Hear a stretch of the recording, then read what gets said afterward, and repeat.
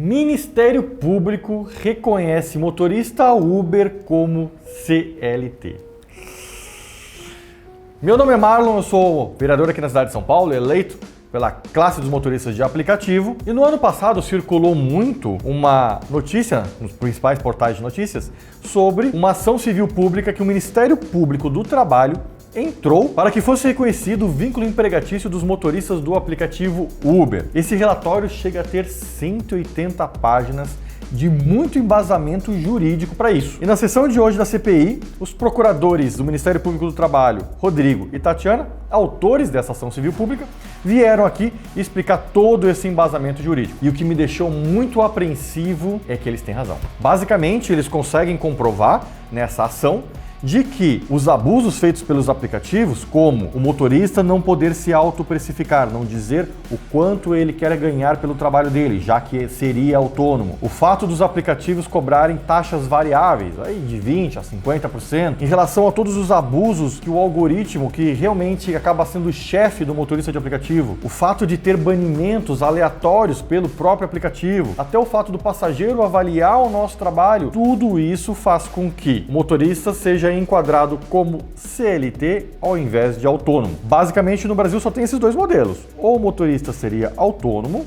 ou seria CLT. E na prática, o que acontece hoje é que os motoristas não têm os benefícios do CLT nem a autonomia do autônomo. E eu vou ter que concordar com o procurador do Ministério Público. Isso é verdade, é real. E o que me preocupa é que a grande maioria dos motoristas de aplicativo, incluindo eu, a gente não quer que o motorista de aplicativo seja enquadrado como CLT. Porque daí o motorista vai ganhar menos do que ganha hoje e ainda vai ter que cumprir carga horária. Imagina, o aplicativo te mandando acordar às 5 da manhã para 6 horas da manhã, você tá lá na Zona Leste, sendo que você mora na Zona Oeste. Imagina você não poder escolher corrida e querer levar um passageiro chato, por exemplo, ou não poder expulsar aquele passageiro do seu carro. Os motoristas não gostam nem dos abusos dos aplicativos, nem dos abusos dos passageiros. Com o CLT, os abusos dos passageiros ainda vai aumentar mais em cima dos motoristas, o que é terrível. O motorista quer independência, ele quer autonomia de verdade. E o que ele precisa é de uma certa lei que garanta essa autonomia, que garanta que ele possa trabalhar com liberdade. Ser um verdadeiro motorista autônomo de aplicativo. Só que do jeito que as coisas andam, e como no Brasil só tem ou autônomo ou CLT, tá realmente se enquadrando mais no CLT como no autônomo. E aí eu perguntei pro procurador o que ele achava do resto do mundo, por exemplo, que tem criado uma terceira via, um terceiro modelo para os motoristas de aplicativo. Ele falou que realmente isso vem acontecendo no mundo inteiro, que ele conhece muito bem, mas que essa lei hoje não existe no Brasil e que ele tem que trabalhar com o que existe de lei. Então a lei ou é CLT ou é autônomo, e no modelo que está é mais CLT do que autônomo. E de verdade, eu como vereador aqui na cidade de São Paulo, eu não consigo impedir isso. Existe uma limitação do poder do vereador. O vereador atua no município de São Paulo e não pode fazer leis que versam sobre o tema de trabalho. Muita gente me pergunta, Marlon, por que você não faz uma lei que acabe com esse abuso das taxas dos aplicativos? Marlon, por que você não faz uma lei que garanta um valor digno para o motorista de aplicativo? Eu, como vereador da cidade de São Paulo, não consigo fazer isso. Só quem consegue fazer isso é deputado federal. E é por isso que eu já vou dizer agora, nesse ano serei candidato a deputado federal justamente para criar essa terceira via que hoje os motoristas precisam no Brasil. Porque de verdade eu tô com medo. Não existe deputado federal que entenda dos motoristas de aplicativo nem de tecnologia para que faça uma regulamentação decente. Há de se ver pela regulamentação que já existe a nível federal. Ela é uma regulamentação que não tá nem aí pro motorista. A regulamentação que existe hoje a nível federal é tudo que os aplicativos queriam. Nenhuma regra para eles. E vai continuar sendo assim, vai continuar com esses abusos até que alguém realmente faça, crie lei dessa terceira opção de contrato de trabalho entre motorista de aplicativo e os aplicativos. Algo que impeça a nível federal o abuso com os motoristas. Algo que garanta uma renda digna. O combustível não pode subir do jeito que sobe e a tarifa do motorista não subir. Uma lei federal precisa inibir isso. Isso tem sido feito no mundo inteiro. Inglaterra, Nova York, própria Califórnia, Washington também acabou de lançar uma lei sobre isso. Inclusive eu tenho estudado o que o mundo tem feito sobre isso. O que eu tenho trazido para a CPI enquadrando nos aplicativos é justamente o que já foi feito lá fora. Por exemplo, enquadrar a Uber como empresa de transporte e não como empresa de tecnologia. Isso foi feito na Inglaterra. Eu estou trazendo aqui para o Brasil. Mas se não tiver ninguém para cuidar disso a nível federal, realmente ou o Ministério Público vai enquadrar como CLT ou vai vir algum político que não entende nada do assunto e vai criar uma outra lei nada a ver, que não vai beneficiar os motoristas de aplicativo e vai acabar ainda favorecendo os aplicativos. E você, o que acha desse assunto? Você também acha que é necessário uma regulamentação exclusiva para os profissionais de aplicativos? Deixe seu comentário aqui embaixo. Se você também é contra a CLT para motoristas de aplicativo, já deixa o gostei aqui embaixo também. Verifique a sua inscrição, ative o sininho para não perder nenhum vídeo novo. Fique agora com o depoimento dos procuradores do Ministério Público do Trabalho aqui na CPI e vejo você no próximo vídeo. Valeu! Bom dia a todos. Primeiramente, eu gostaria de agradecer, em nome do Ministério Público do Trabalho, o honroso convite da CPI dos aplicativos. Excelentíssimo senhor presidente Adilson Amadeu, em nome de quem cumprimento os demais vereadores e os servidores, procuradores, todos os presentes. Bom, espero que o Ministério Público possa ajudá-los a elucidar algumas questões que estão ao nosso alcance. Bom, o Ministério Público vem promovendo investigações contra empresas de aplicativos, inicialmente empresas de transporte de pessoas e empresas de transporte de mercadoria. Foram o foco inicial das investigações do Ministério Público. Os aplicativos agora vêm se disseminando em outras atividades também, mas o foco inicial foi esse e nós, através de investigações, a investigação do Ministério Público do Trabalho é um inquérito civil público que nós utilizamos e nesses inquéritos foram identificados os elementos jurídicos que compõem o vínculo de emprego. Então, nós identificamos que nessas empresas havia subordinação jurídica, pessoalidade, onerosidade, habitualidade e, portanto, nós ingressamos com ações judiciais, que se chamam ações civis públicas no âmbito do Ministério Público do Trabalho, para que a Justiça do Trabalho, Poder Judiciário Trabalhista, reconhecesse essa relação jurídica de emprego. Atualmente, esses trabalhadores, como Vossas Excelências sabem bem, são considerados autônomos, então são alijados de qualquer proteção social, de direitos trabalhistas e, através dessas investigações, nós percebemos que esses elementos do vínculo de emprego, tais como os demais trabalhadores, eles estavam presentes. Evidentemente que há uma diferença pelo uso da plataforma digital, um instrumento de contratação ou de convocação desses trabalhadores, há certas nuances, certas sutilezas e diferenças de um trabalhador normal. Mas, em essência, o Ministério Público entendeu que havia, sim, uma relação ali jurídica de emprego e, portanto, pedimos o reconhecimento dessa relação jurídica no Poder Judiciário. No caso da Uber, o Ministério Público do Trabalho ingressou com uma ação civil pública contra a Uber, contra a empresa que tem o domínio do aplicativo Uber, pleiteando, o Ministério Público do Trabalho pleiteia contra a Uber no Poder Judiciário Trabalhista o reconhecimento do vínculo empregatício dos motoristas que estão engajados no aplicativo Uber. É uma situação nova, não apenas no Brasil, mas em todo o mundo. Todos os países do mundo civilizado, todos os países ocidentais estão enfrentando essa questão. Nós temos esse mesmo problema acontecendo nos Estados Unidos. Vários estados dos Estados Unidos vêm já regulamentando essa questão. O Poder Judiciário vem também sendo chamado para se manifestar sobre esse trabalho prestado através de aplicativos na França, Alemanha, Itália. Então, o mundo inteiro vem enfrentando esse problema. São trabalhadores, são pessoas, é um trabalho humano que está sendo desenvolvido ali. O motorista do Uber é um trabalhador, que presta um serviço em troca de dinheiro, em troca de um salário, em troca de uma retribuição pelo aquele serviço que ele prestou. Nós temos diversas possibilidades de amparar essa relação jurídica, amparar esses trabalhadores em termos de proteção social. Uma delas seria através de uma regulamentação pelo Poder Legislativo, representante do povo, através de seus representantes, o Poder Legislativo poderia regulamentar essa relação jurídica, entendendo que essa relação jurídica não está prevista nas leis do país. Essa é uma possibilidade. Evidentemente que essa regulamentação pode até ser contestada no Poder Judiciário, se caracterizar uma inconstitucionalidade, isso é possível, mas o Poder Legislativo poderia sim regulamentar essa relação jurídica. O poder não sendo regulamentada pelo Poder Legislativo e as empresas não aplicando as leis vigentes no país, isso tem que ser tratado por alguém. Né? Os trabalhadores não podem ficar no limbo, eles não podem ficar totalmente desassistidos. E, portanto, o Poder Judiciário seria a esfera para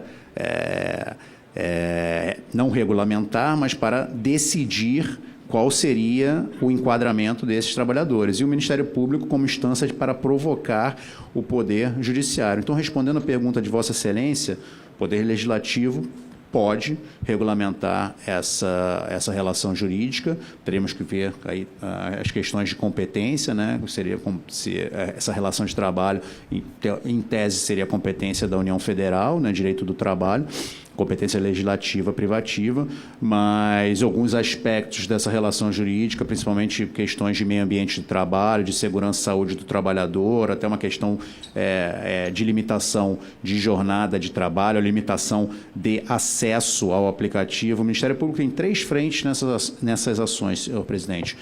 Reconhecimento da relação jurídica, né, de vínculo empregatício e não de autonomia, limitação do engajamento desse trabalhador no aplicativo. Nós não podemos ver um trabalhador engajado no aplicativo de 6 horas da manhã até 3 horas da manhã. Então, isso é uma questão de segurança, não apenas do trabalhador, do trabalhador do aplicativo, mas também do cliente, do consumidor que usa aquele serviço, como também da própria sociedade, né? Principalmente trabalhadores de veículos, né? Transporte de pessoas que podem estar ocasionando acidentes nas vias públicas. Então, tem essa questão também de limitação do trabalho, do acesso dele a essa plataforma, quanto tempo ele fica engajado naquilo, e também tem a questão de saúde e segurança do trabalhador, uma questão maior. Então, a Câmara Municipal poderia, né, nessas esferas, não na relação de direito de trabalho, mas nessas esferas, poderia até regulamentar de alguma forma.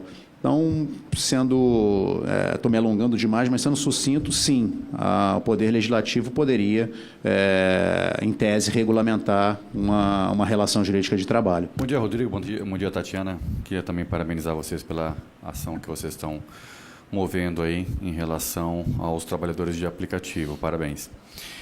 Pelo que eu entendi do seu discurso um pouco anterior, você entende que, dentre as leis atuais, né, os trabalhadores de aplicativo deveriam ser enquadrados pela lei que existe hoje de CLT. Mas a pergunta é, vocês são favoráveis também a existir para esse tipo de serviço uma terceira, não autônomo, não uma lei específica para esse tipo de trabalhador? Bom dia, vereador Marlon. Bom, a ideia e posso dizer a tese do Ministério Público é de que nosso ordenamento jurídico, as leis do país, prevêem que o padrão normal, o padrão básico em uma relação jurídica de trabalho é a relação de emprego. Esse é o padrão, nosso marco civilizatório. Nossa Constituição foi forjada com base nesse padrão. E nossas leis também foram forjadas, foram feitas com base nesse padrão, nesse padrão básico. Qualquer exceção a essa regra geral deve ser prevista em uma lei, né? Há vários tipos de relações distintas da relação jurídica de emprego. Nós temos a relação dos eventuais, dos avulsos, nós temos dos trabalhadores temporários, nós temos várias leis que prevêem exceção ao modelo geral. No caso dos aplicativos, não há nenhuma lei que prevê que essa relação é uma exceção ao padrão geral. Então, essa seria a tese de fundo, só para os senhores vereadores compreenderem, essa seria a tese do Ministério Público, né? Não havendo uma exceção prevista em lei, nós aplicaríamos o padrão básico. Não cabe a mim, com todo respeito, estou sendo bem humilde na minha resposta aqui, não caberia a nós do Ministério Público, enquanto procuradores, entrar nesse debate político se é necessário uma lei, uma lei específica, uma exceção para esses trabalhadores, né? Acredito que numa democracia, o poder legislativo, o povo, as instituições que representam o povo devem se reunir majoritariamente e decidir isso, né? O Ministério Público nós aplicamos, não é uma instituição importante, permanente, que colabora com o Poder Legislativo, mas nós aplicamos as leis que existem. Então, eu não gostaria de me manifestar sobre uma futura lei que não existe ou como seria uma lei para regulamentar. O que eu respondi ao senhor presidente é que, em tese, o Poder Legislativo, como representação democrática do povo, poderia estabelecer uma lei para regulamentar essa nova realidade. E diversos países do mundo já estão nesse sentido de regulamentando uma, vamos chamar assim, terceira via, um terceiro gênero. Isso vem acontecendo em alguns países. Perfeito. Uma outra pergunta. Hoje você entende, você, Tatiana, também, se quiser ficar responder,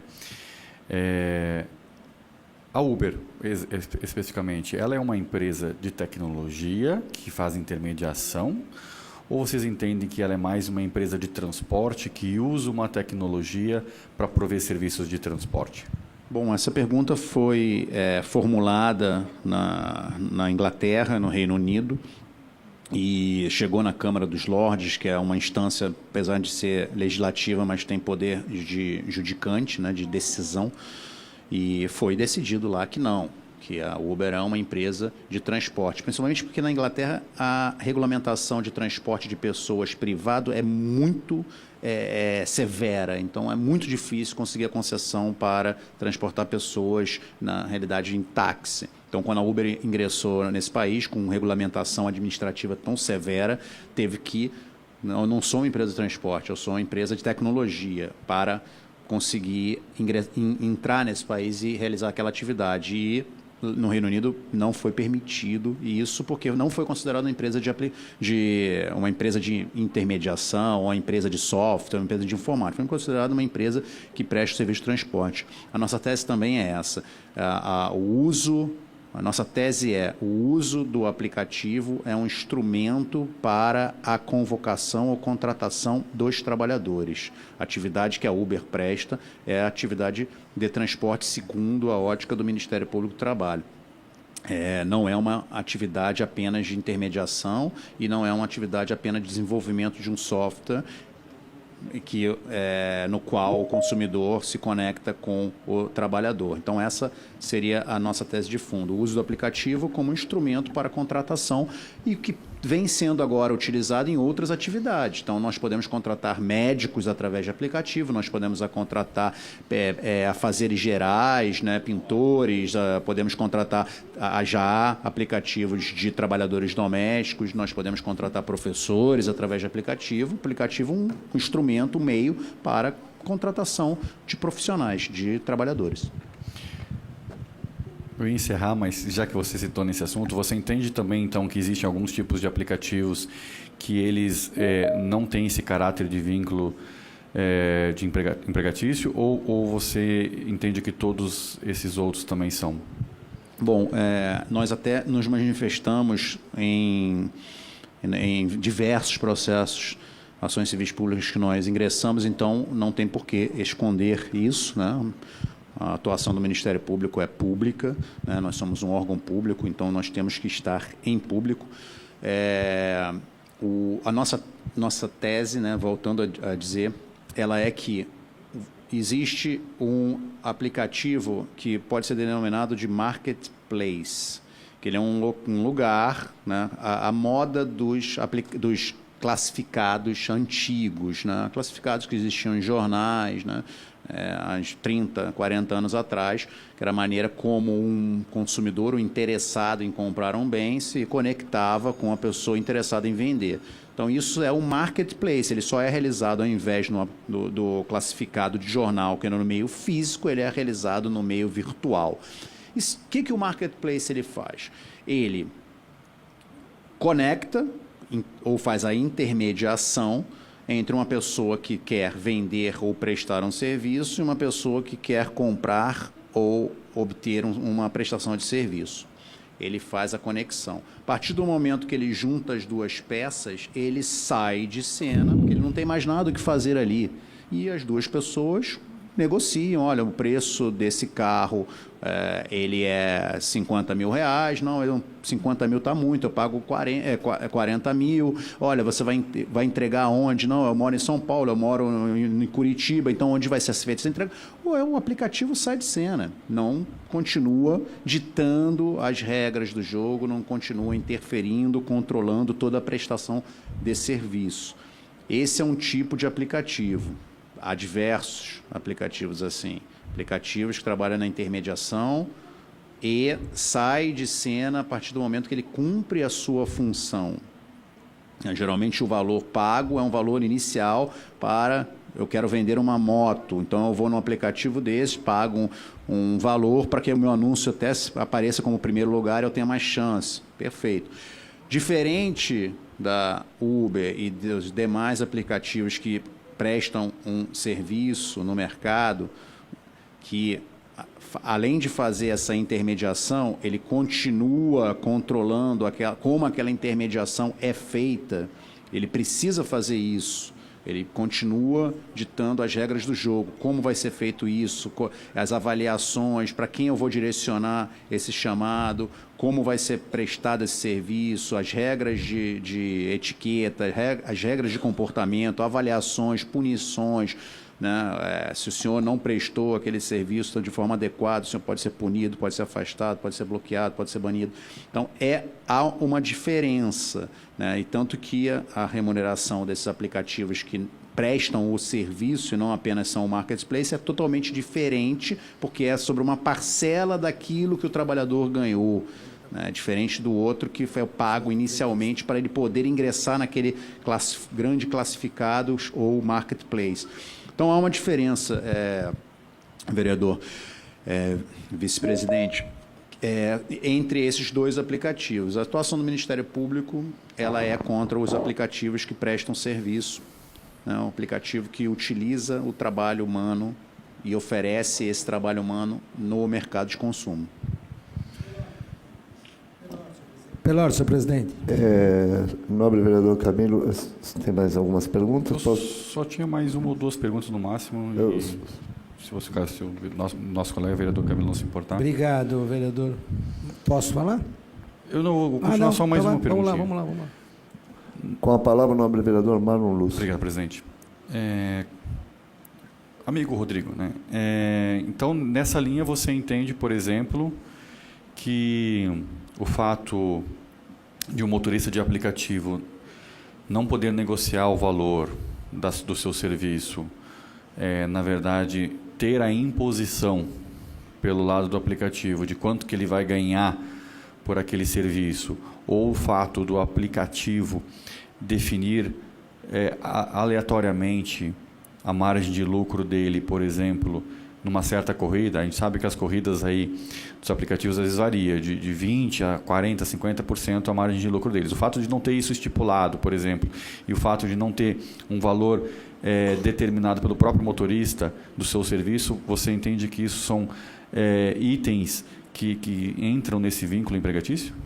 Sim, são itens que entram, dentre outros vários itens. A precificação do valor do próprio trabalho, ela é um elemento principal de um trabalhador autônomo. Se eu sou um trabalhador autônomo, trabalhador autônomo, decido quanto vale a minha mão de obra, por quanto eu vou prestar aqui. Obviamente que isso pode ser negociado com o comprador, né?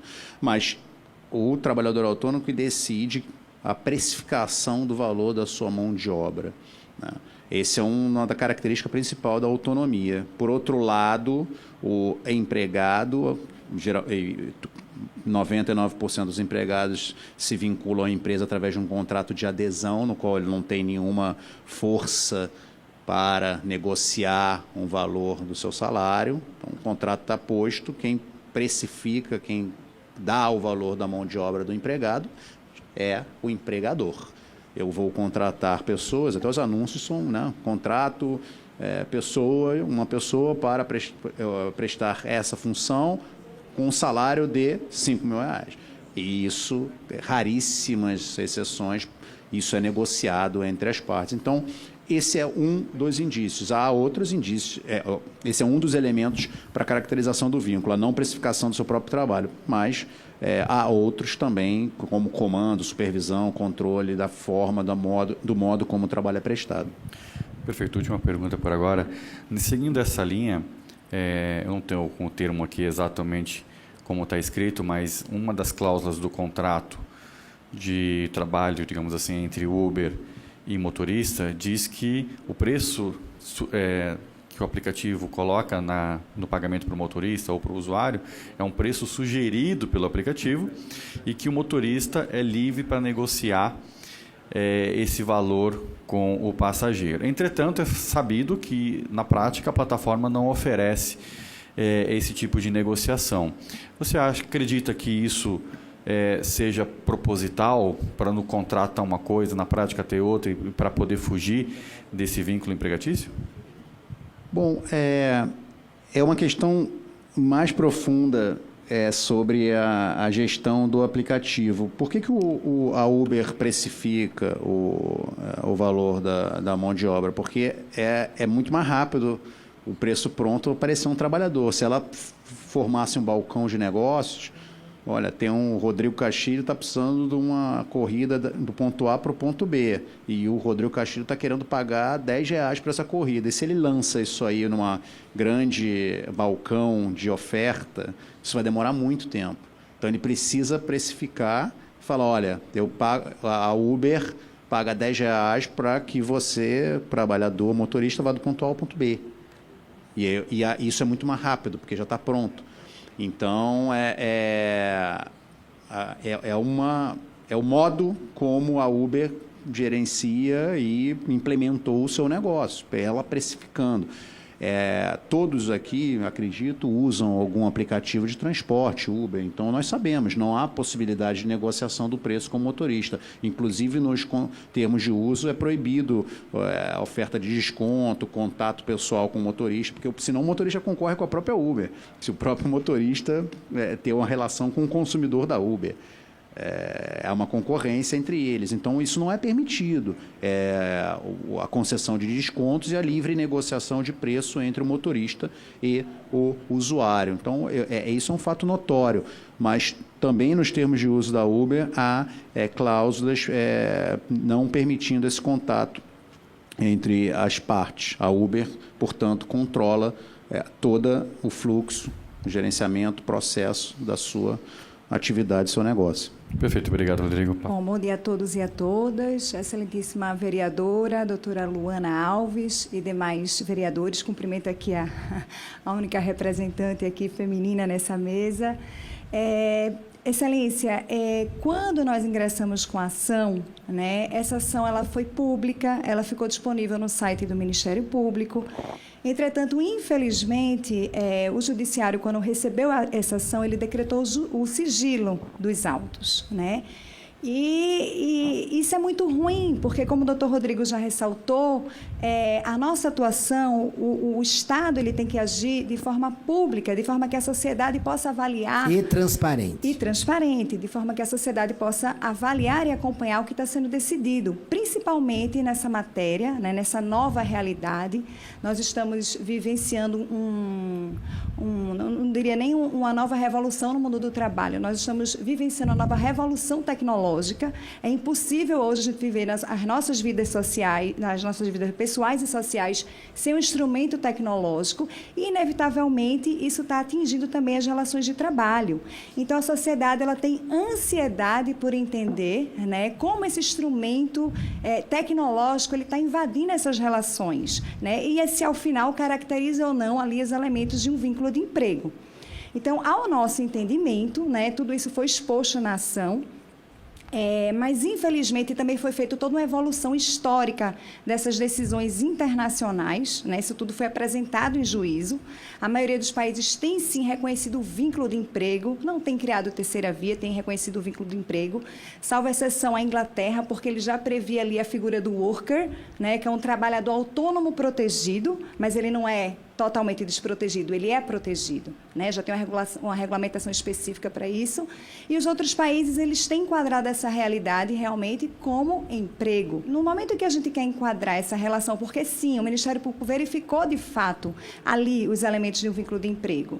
O contrato de trabalho ele é um contrato de fato, ele é um contrato de realidade, ele não é um contrato formal. Então, embora haja nos termos de uso várias cláusulas inibindo, teoricamente, a relação do vínculo de emprego, o que vale é o que acontece na prática, né? E nesse sentido, o que o Ministério Público verificou é que esses trabalhadores, eles merecem a incidência mínima da CLT. A gente não está falando aqui de ajuda de custos, de salários altíssimos, a gente está falando do salário mínimo, a gente está falando do direito de descanso. São direitos básicos, fundamentais, né? Não tem nenhum, a gente não está querendo um enquadramento em nenhum direito extraordinário. Não, são os básicos, né? O direito a se aposentar, a recolher para a Previdência Social. Você sabe que a maioria desses trabalhadores, eles não fazem o recolhimento de R$56 por mês, que seria do autônomo. Então, assim, no futuro nós teremos um grande problema em relação a essa questão, né? Porque esses trabalhadores, eles não recolhem para a Previdência Social e o que será feito deles com essas jornadas extenuantes e tudo mais, né? Então, nesse sentido, o que pedimos é o básico que já existe, é o enquadramento deles nesses direitos fundamentais. Hoje, a CLT ela já prevê o teletrabalho, né? O fato da pessoa trabalhar longe do local ali, daquele ambiente de trabalho, não quer dizer que ela não possa ser controlada, né? Isso está no artigo 6 da CLT. E todos nós vivenciamos isso com a pandemia. Como mesmo trabalhando à distância, nós podemos sim sofrer uma ingerência muito mais rígida do que se estivéssemos trabalhando num ambiente ali comum, né, de trabalho. Então, isso ficou muito claro para a gente na pandemia. A CLT também prevê o contrato intermitente, que é o contrato não contínuo, né, de trabalho. Claro que ele tem regras específicas para se caracterizar. O contrato de trabalho intermitente teria que ter uma chamada, né, para o trabalhador, e aí ele teria um prazo para poder responder se iria aceitar ou não aquele trabalho. Ele é um pouco diferente dessa realidade tão automática e tão autônoma desses aplicativos, mas o que se percebe a CLT ela já tem regras específicas para reconhecer que, mesmo num trabalho não contínuo, né, se dispõe da proteção legal, né? Que essas regras elas devem incidir também para esse tipo de trabalho. E vejam, essas empresas operam uma tecnologia de ponta, né? Então, assim, é óbvio que elas teriam como fazer a gestão dessa jornada, dessas limitações de jornada, sem perder ali, né, a liberdade desse trabalhador de escolher quando ele vai trabalhar, que horas ele vai se ativar, desde que, ao final, se tivesse ali um limite de jornada, um limite de dignidade para esse trabalhador. Então, esse debate, na verdade, ele é jurídico, né? Ele não traz ali nuances da ação que a gente está debatendo, né? E é isso que pode ser exposto aqui, né? O que já existe diante da lei. Há diversas ações do Ministério Público, algumas ações estão sob sigilo, nós estamos lutando contra esse sigilo, para levantar esse sigilo, por isso que algumas informações nós não podemos prestar por uma questão de sigilo profissional à CPI, mas nós entendemos que essas ações elas são relevantes para a sociedade como um todo, é uma discussão que deve ser levada à sociedade às claras, né, sem nenhuma possibilidade de segredo. Mas há ações do Ministério Público que não estão sob sigilo. E a nossa tese, vereador Cristóforo, é a mesma. Então, nós temos em todas as ações manifestado a mesma tese e com todo esse apanhado de jurisprudência internacional, de decisões internacionais, de leis internacionais, para Vossa Excelência perceber, a OIT, a Organização Internacional do Trabalho, na última reunião ordinária, na última Assembleia Geral, o tema foi justamente isso, a desproteção do trabalhador de aplicativo. Isso foi o tema, né, de uma recomendação, não teve consenso para uma convenção internacional, mas foi feita uma recomendação para todos os países para que observem essa questão do aplicativo, do trabalhador de aplicativo, e qual o receio da OIT, da Organização Internacional do Trabalho? Que esses trabalhadores eles estão se disseminando em várias atividades. Então, antes começou com uma questão isolada de transporte. Hoje já vemos aplicativos para diversas outras atividades. Então, esse é o nosso receio. O receio que isso se dissemine na sociedade, no mercado de trabalho, e daqui em diante, daqui a um futuro próximo, daqui a 10, 15 anos, nós só vamos ter trabalhadores de aplicativo sem vínculo de emprego autônomos, sem nenhuma proteção jurídica. E o segundo ponto que eu queria colocar, vejam que muitas vezes a sociedade passa um período de torpor, não está atenta ao que está acontecendo, né?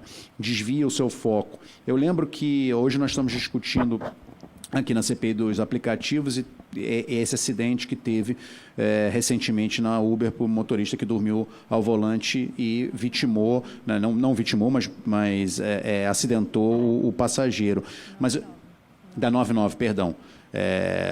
99 táxi. Mas eu lembro que vim aqui nessa mesma casa em 2019 ou 2018, antes da pandemia, não era ainda a CPI dos aplicativos, mas vim falar para os vereadores sobre as primeiras ações do Ministério Público de aplicativo. E lembro que, na época, houve um acidente de uma dessas empresas de entrega de mercadoria, na qual o trabalhador se acidentou gravemente e causou muita revolta na sociedade, porque quando o trabalhador ligou, né, contactou com a empresa de aplicativo para pedir ajuda, a empresa de aplicativo enviou um outro entregador para realizar a entrega. E quem teve que chamar o serviço médico para resgatar esse trabalhador foi o consumidor. E a importância de todos nós, principalmente dos senhores vereadores, de um olhar atento a essa nova realidade, um olhar atento a esses trabalhadores que estão engajados em aplicativo,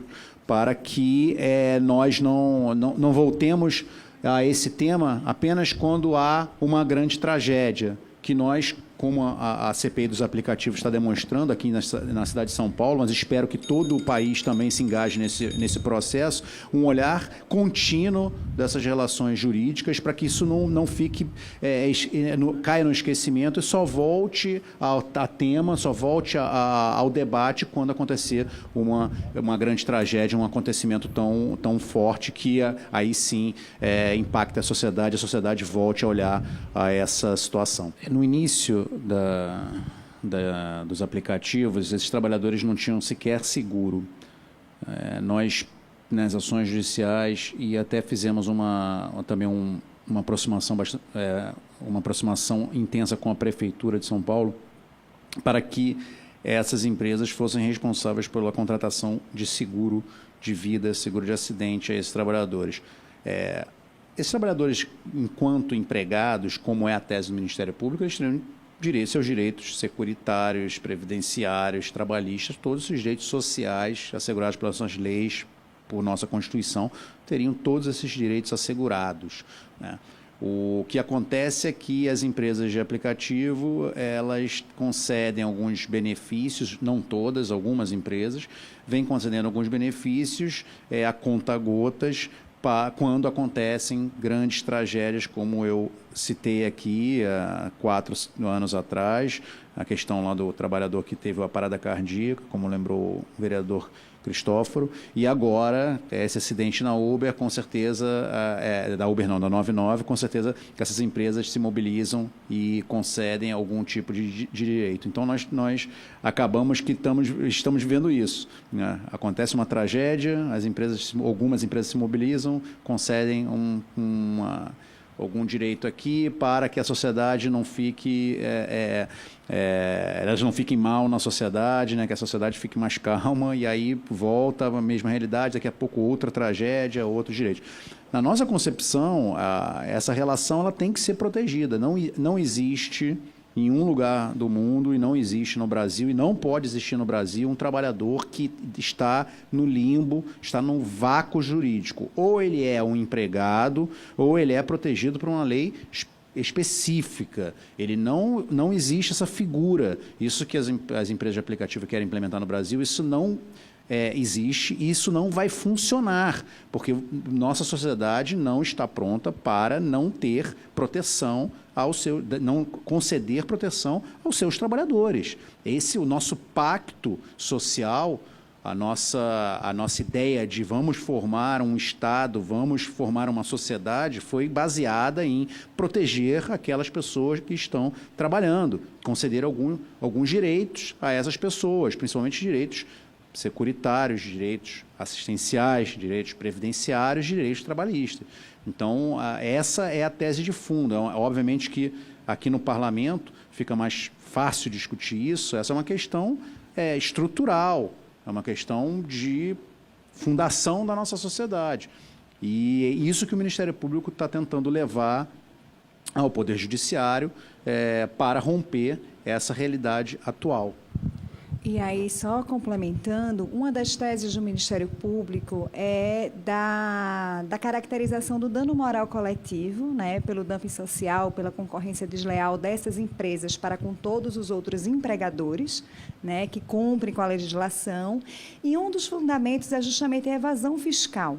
Na nossa ação, a gente faz um quadro comparativo, né, do que seria, de todos os direitos e tributos que seriam pagos, né, de um trabalhador formalizado, fazendo até um paralelo com o trabalhador de transporte, e o que essas empresas deixam de pagar a nível de tributo, de percentual. Então, essa é uma das consequências geradas e é um dos fundamentos também pelo qual o Ministério Público tem pedido dano moral coletivo. Então, assim, o caso é público, já está em aberto, a gente está falando do iFood, e toda essa realidade ela foi questionada na ação, porque o OL ele funciona ali como uma cortina de fumaça, né? É uma exigência, uma pessoa que não existe, uma pessoa jurídica que não existe. O Ministério Público, junto com o Ministério do Trabalho e Emprego, fez uma investigação bastante detalhada para entender se é terceirização.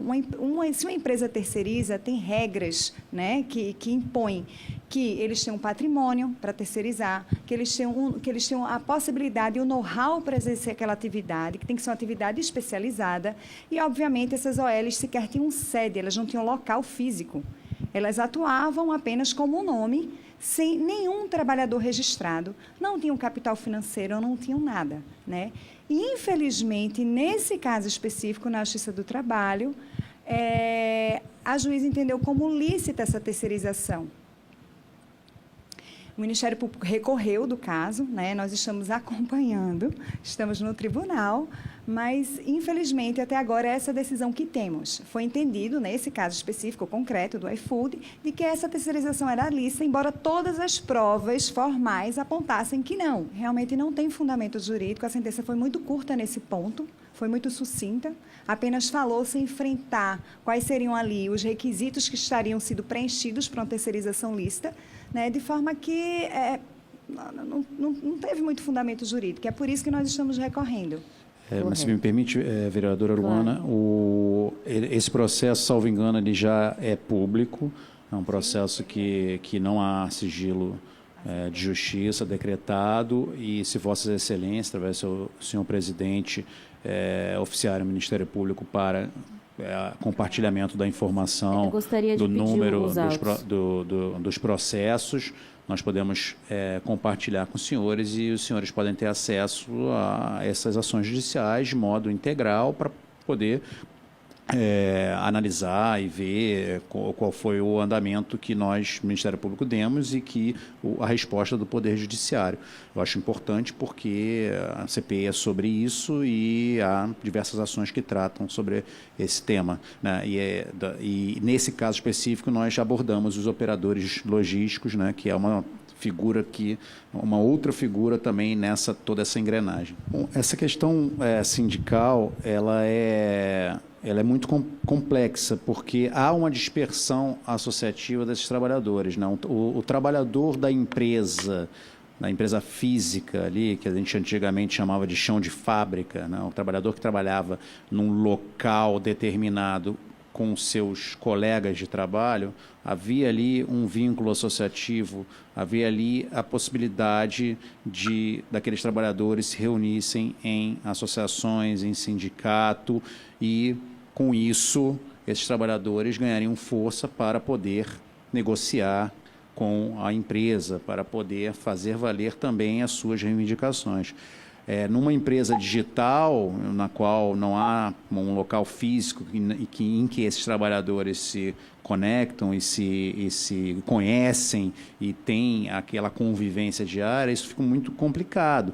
Já há uma dispersão natural desses trabalhadores por conta do aplicativo como o instrumento de convocação e contratação para o trabalho. É nítido, por exemplo, a força das associações de taxistas, com relação ao poder público para estabelecer tarifas. Então, nós vemos que os taxistas têm possibilidade de se reunir e de se fazer valer as suas reivindicações em igualdade.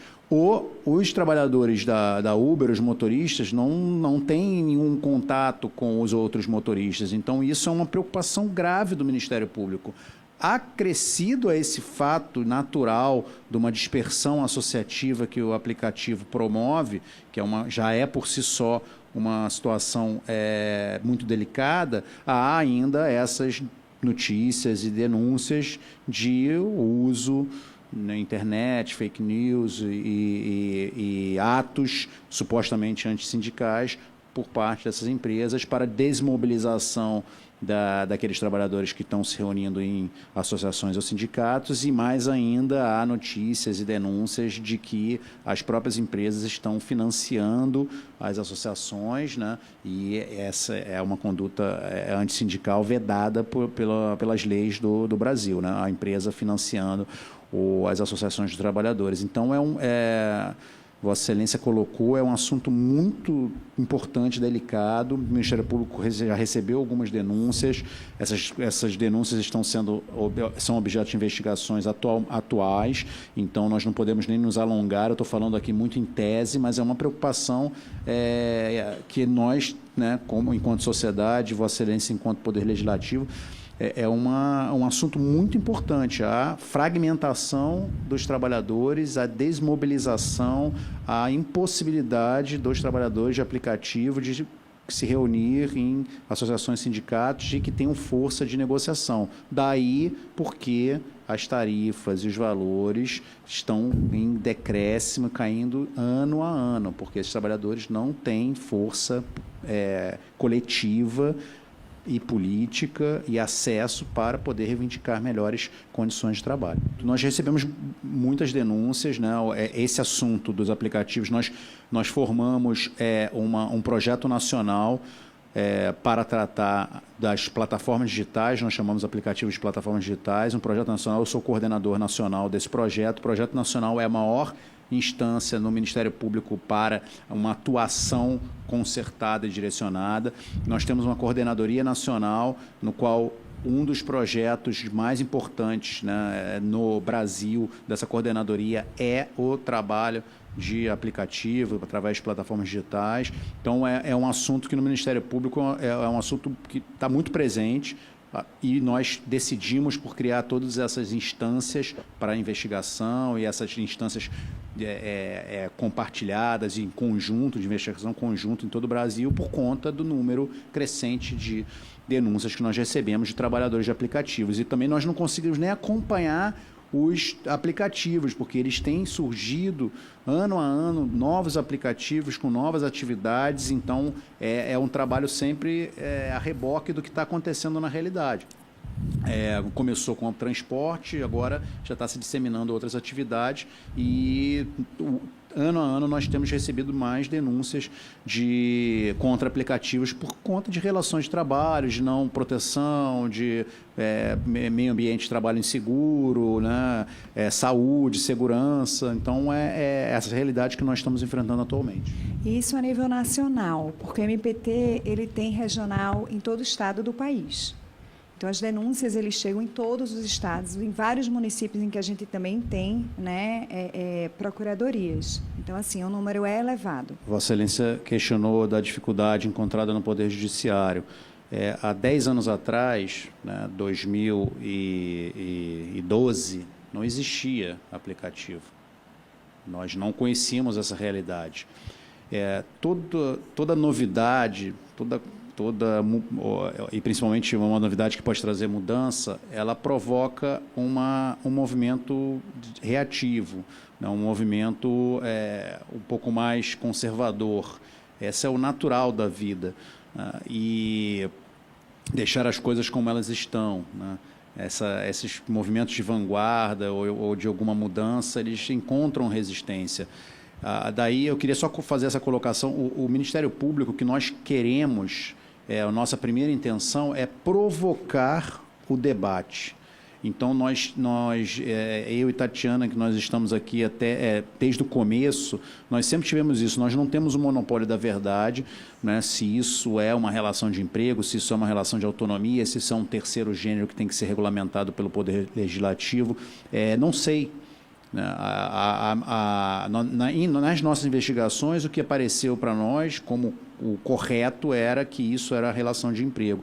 E nós queríamos provocar o debate na sociedade, a importância da CPI na principal Câmara Municipal do Brasil, né, no estado da federação mais importante, é provocar o debate na sociedade. Nós temos que levar esse debate sobre os trabalhadores de aplicativos para a sociedade, para a mídia, para as esferas de poder e de decisão. Essa foi a nossa nosso principal objetivo. Evidentemente que fazer cumprir a lei, mas o objetivo indireto é tão ou mais importante do que o cumprimento da lei, é levar esse debate à sociedade, para que a sociedade possa analisar isso com dados, com fundamentos, com opiniões de todas as partes e possa decidir livremente e democraticamente. Então, o enfrentamento é uma coisa natural de uma mudança, mas a importância do Ministério Público do Trabalho de provocar esse debate, a importância da CPI dos aplicativos de provocar esse debate, ele é enorme, ele transcende até todas as questões jurídicas e tudo mais. E aí, só complementando também, se me permite, o Judiciário passou anos enfrentando apenas ações individuais desses trabalhadores. E o poder de produção de prova desses trabalhadores é quase nulo, porque eles não detêm o instrumento do trabalho, eles não têm acesso. A gente teve problema também, a fiscalização não conseguiu ter acesso aos dados dessas empresas. Então, assim, é um processo de amadurecimento pelo qual, né, o Estado está passando, né?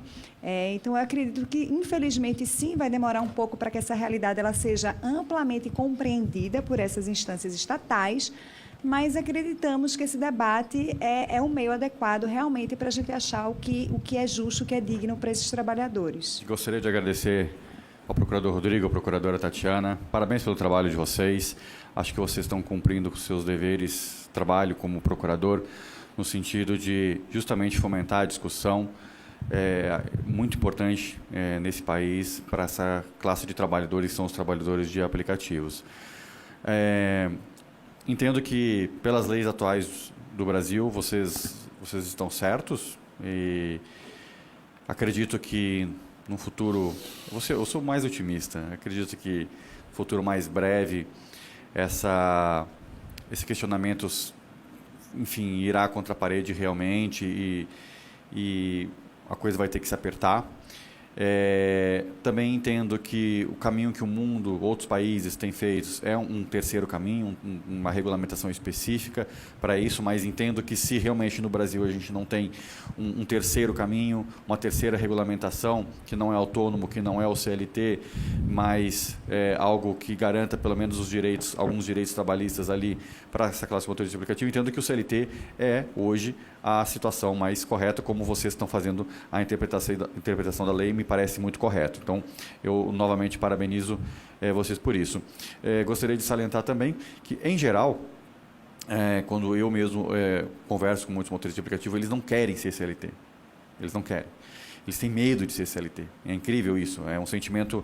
E aí, às vezes, o próprio profissional do aplicativo vai de encontro ao Ministério Público do Trabalho, que está fazendo um excelente trabalho, porque ele não quer ser CLT. Então, por um lado, a gente tem as leis que enquadram realmente como CLT, como eu acho que vocês têm razão. Por outro lado, a gente tem os aplicativos querendo que sejam apenas autônomos, e tem os motoristas que não querem CLT, mas também acham um abuso o que os aplicativos estão fazendo em relação a uma falsa autonomia.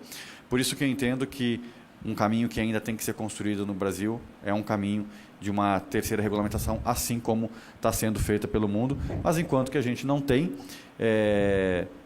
uma terceira regulamentação, o caminho do Ministério Público está sendo excelente. Inclusive, foi caminhos como esse que em outros países fizeram com que tivesse uma regulamentação plausível para esses trabalhadores de aplicativo. Muito obrigado.